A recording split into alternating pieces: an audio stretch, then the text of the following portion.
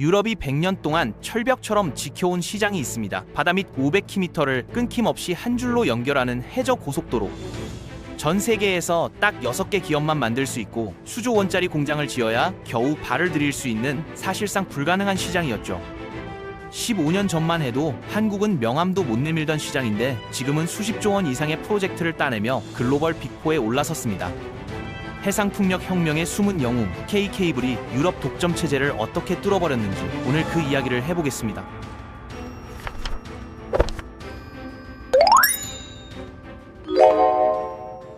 해저 케이블이라는 게 뭔지부터 알아야 하는데요. 간단히 말하면 바닥에 깔아놓은 초대형 전선입니다. 섬과 육지 사이를 연결하거나 바다 한가운데 세워진 풍력발전기에서 만든 전기를 무트로 끌어올 때 반드시 필요한 인프라예요. 비유하자면 전기가 달리는 바닷속 터널이라고 보시면 됩니다. 자동차 대신 전기가 쌩쌩 달리는 거죠. 문제는 이 터널을 만드는 게 상상 이상으로 어렵다는 거예요. 수백 킬로미터를 중간에 잊지 않고 통짜로 뽑아내야 하고 바닷속 엄청난 압력과 소금기, 거센 해류를 30년 넘게 버텨야 하거든요.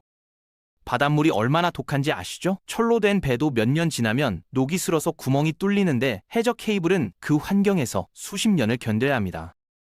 그래서 이 기술을 가진 곳이 전 세계에 프랑스 넥상스, 이탈리아 프리즈미안, 한국 LS 전선, 일본 스미토모, 중국 GTT와 홍통까지 딱 6곳뿐이에요. 손가락으로 꼽을 수 있을 만큼 희소한 기술이라는 뜻입니다. 프랑스와 이탈리아가 1950년대부터 이 시장을 틀어쥐고 있었어요. 기술력만의 문제가 아니었습니다.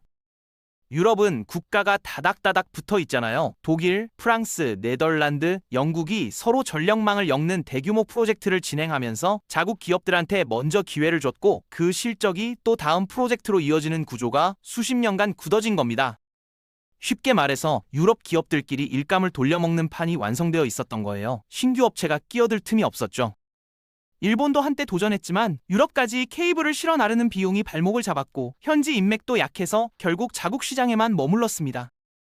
그러던 2008년 LS 전선이 강원도 동해 바닷가에 해저 케이블 전용 공장을 짓기 시작했습니다. 당시 반응이 어땠냐면요. 대부분 고개를 저었어요. 유럽은 100년 경력의 일본도 실패한 판인데 한국이 뭘 할 수 있겠냐는 거였죠. 솔직히 상식적으로 생각해도 무모해 보이는 도전이었습니다. LS전선은 10년 넘게 적자를 감당하면서 기술에만 매달렸습니다. 회사 내부에서도 이게 맞는 방향인가 의문이 나올 법한 시간이었어요. 그런데 포기하지 않았습니다. 2020년쯤부터 드디어 결과물이 나오기 시작했고 2026년 지금 LS전선은 더 이상 신생 도전자가 아니에요. 유럽 강자들을 가장 긴장시키는 글로벌 빅4 중 한 축으로 자리 잡았습니다. 숫자로 증명된 성과를 보여드릴게요. 대만 이야기를 먼저 해볼게요. 대만 정부가 2035년까지 해상풍력 20기가와트 이상을 깔겠다고 선언했는데 20기가와트가 어느 정도냐면 원전 20기 분량입니다. 엄청난 규모죠. 이 프로젝트를 진행하려면 바다 한가운데 세운 풍력발전기에서 전기를 뽑아 육지로 보내야 하는데 해저 케이블이 필수거든요. LS전선이 1단계 프로젝트 8건을 싹쓸이했어요. 8전 8승이었습니다. 윌린, 장팡, 하이롱 같은 굵직한 사업을 전부 가져왔고 금액으로 따지면 1조 원이 넘었죠. 경쟁사들 입장에서는 충격이었을 거예요. 한국 업체한테 한 건도 못 따낸 거니까요. 2단계에서도 기세가 꺾이지 않았습니다. 펑후, 미하오, 포르모사포 같은 핵심 사업을 연속으로 확보했는데 포르모사포 프로젝트만 해도 1,600억 원 규모였어요. 결과적으로 대만에서 10번 붙어서 10번 다 이긴 거예요. 야구로 치면 타율 18인 셈이죠. 왜 이런 압도적인 성적이 가능했을까요? 기술력, 가격, 거리 이 세 가지가 딱 맞아떨어졌기 때문입니다. 대만 정부와 글로벌 개발사 입장에서 LS전선은 가장 합리적인 선택지였던 거죠. 품질 좋고 가격 경쟁력 있고 가까우니까 빨리 오고요. 유럽 성과는 더 충격적이에요. 2023년에 네덜란드 국영전력사 테넷으로부터 2조 원짜리 계약을 따냈는데 이게 유럽 전선업계 사상 최대 규모 단일 계약으로 기록됐습니다. 유럽 기업들이 자기네 뒷마당처럼 여기던 시장에서 한국 업체가 역대급 계약을 따낸 거예요. 이 프로젝트가 뭐냐면요. 북해 풍력단지에서 독일과 네덜란드 내륙까지 525kV급 초고압 직류 케이블로 연결하는 사업이었습니다. 북해는 유럽 해상풍력의 핵심 지역이에요. 여기서 만든 전기를 육지로 끌어와야 하는데 그 핵심 인프라를 LS전선이 맡게 된 겁니다.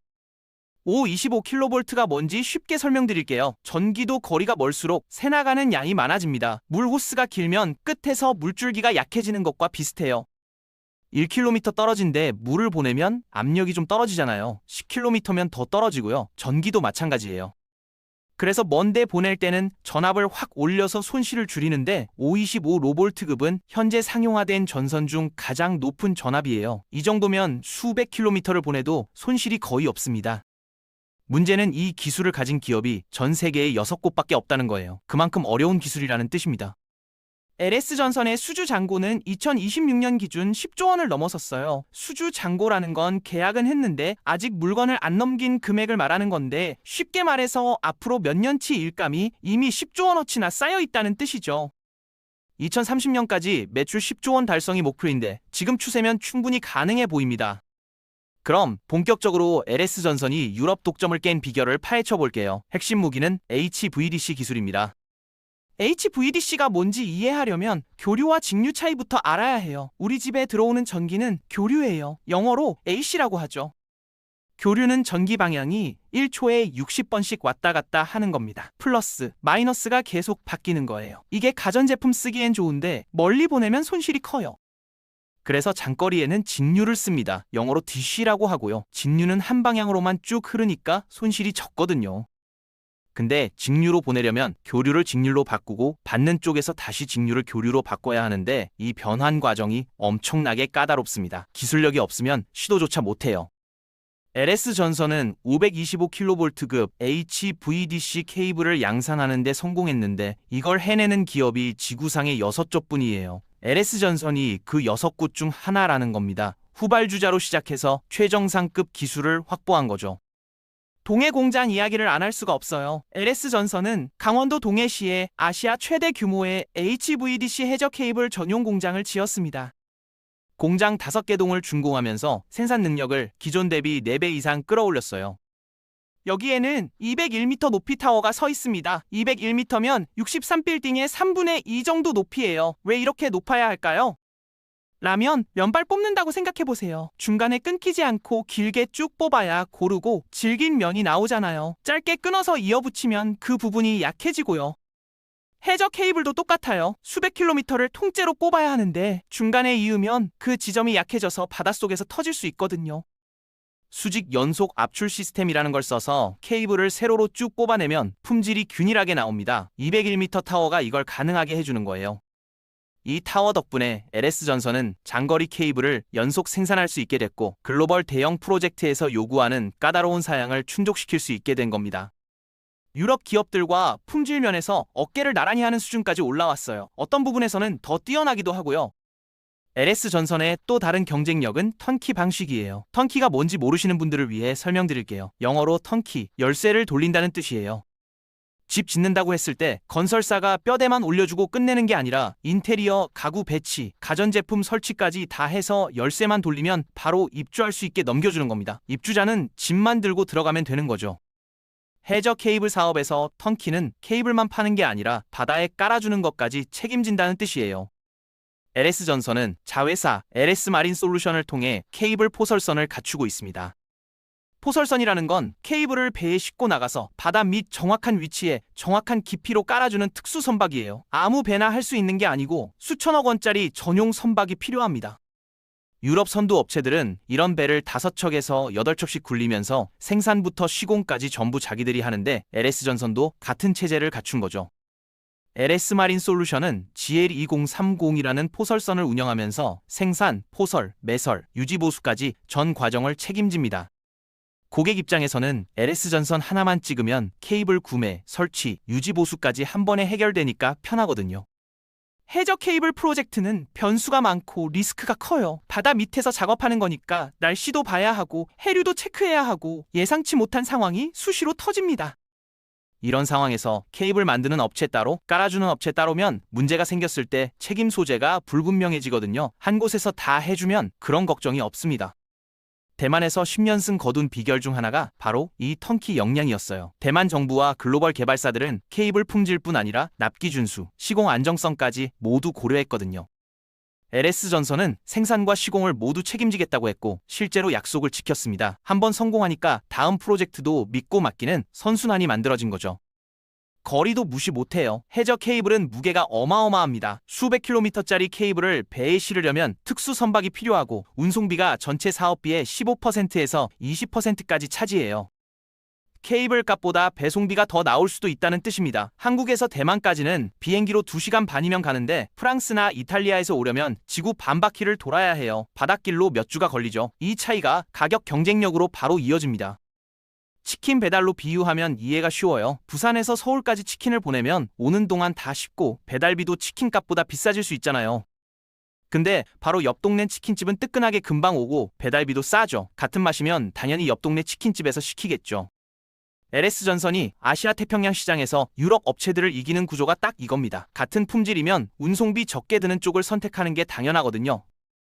납기 준수도 훨씬 쉬워요. 유럽에서 출발하면 중간에 변수가 많습니다. 날씨가 안 좋으면 배가 지연되고 수에즈 운하를 지나가야 하니까 교통 체증도 있죠. 그런데 한국에서 대만은 상대적으로 단순해요. 바로 태평양을 건너가면 되거든요. 고객 입장에서는 정해진 날짜에 정확히 도착하는 게 엄청 중요해요. 공사 일정이 다 짜여 있는데 케이블이 안 오면 전체 프로젝트가 지연되니까요. LS전선은 대만뿐 아니라 동남아시아, 호주, 일본 같은 아시아 태평양 시장에서도 같은 전략을 쓰고 있습니다.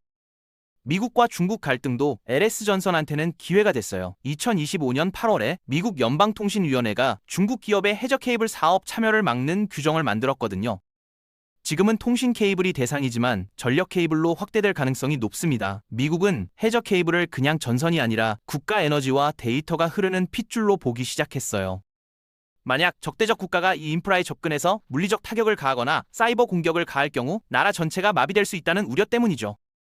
이런 지정학적 환경은 저가 공세를 앞세운 중국 기업들한테는 거대한 장벽이 됐고 LS전선 같은 우방국 기업한테는 엄청난 기회의 문이 열린 겁니다. 중국 기업들은 기술력을 계속 높이고 있지만 미국과 유럽 시장에서는 사실상 문이 닫혔어요. LS전선은 이 기회를 놓치지 않았습니다. 자회사 LS 그린링크를 통해 버지니아주 체서피크시에 1조 원을 들여 해저 케이블 공장을 짓고 있어요. 2027년 완공, 2028년 양산 목표입니다. 완공되면 미국 내에서 가장 고사양의 HVDC 케이블을 생산할 수 있는 시설이 될 전망이에요. 미국은 2030년까지 해상풍력 30기가와트 설치를 목표로 하고 있는데 30기가트면 원전 30기 분량이에요. 엄청난 규모죠. 이걸 깔려면 해저 케이블이 필수인데 중국산은 안보 문제로 못 쓰고 유럽산은 운송비가 비싸죠. 현지에 공장 지은 LS전선이 가장 유리한 고지에 있는 겁니다. 역사를 한번 돌아볼게요. 비슷한 일이 과거에도 있었거든요. 1970년대만 해도 조선업은 영국, 노르웨이 같은 유럽이 꽉 쥐고 있었습니다. 배 만드는 기술은 유럽이 수백 년 동안 쌓아온 영역이었죠. 그런데 한국이 울산에 현대중공업을 세우면서 판을 뒤집기 시작했어요. 처음엔 다들 콧방귀 꼈습니다. 배 한 척 제대로 만들어 본 적 없는 나라가 뭘 하겠냐고요. 상식적으로 봐도 무모한 도전이었죠. 그런데 한국은 낮은 인건비, 정부 지원, 그리고 무엇보다 빠른 납기로 틈을 파고들었어요. 유럽 조선소는 배 한 척 만드는데 2년 걸릴 때 한국은 1년 만에 뽑아냈고 가격도 훨씬 쌌죠. 결과적으로 1990년대에는 한국이 세계 조선업 1위가 됐습니다. 불가능해 보이던 일을 해낸 거예요. LS전선 이야기도 똑같은 궤적을 그리고 있어요. 유럽이 100년 쥐고 있던 시장에 후발주자로 뛰어들어서 기술, 가격, 속도로 벽을 뚫었습니다. 조선업이 그랬던 것처럼 해저 케이블도 한국이 글로벌 리더가 될 가능성이 충분해요. 다만 조선업의 교훈도 있어요. 한국이 1위 된 뒤에 중국이 저가 공세로 치고 올라왔고 2000년대에는 물량 기준으로 추월당했거든요. 지금 한국 조선업은 LNG선이나 친환경 선박 같은 고부가 가치 시장에 집중하고 있죠. 해저 케이블도 마찬가지예요. LS전선은 단순 케이블이 아니라 HVDC 같은 고난도 기술에 집중하면서 중국의 추격을 막아야 합니다. 역사는 반복되지만 똑같이 반복되지는 않거든요. 조선업의 성공과 위기를 교훈 삼아 기술 우위를 계속 유지한다면 해저 케이블 시장에서 장기적인 패권을 줄 수 있을 겁니다. 정리하면 이렇습니다. LS전선이 유럽 100년 독점을 깬 건 우연이 아니에요. 525kV급 HVDC라는 세계 최정상급 기술을 손에 쥐었고 201m 타워에서 수백 킬로미터 케이블을 통째로 뽑아내는 생산 시스템을 갖췄습니다.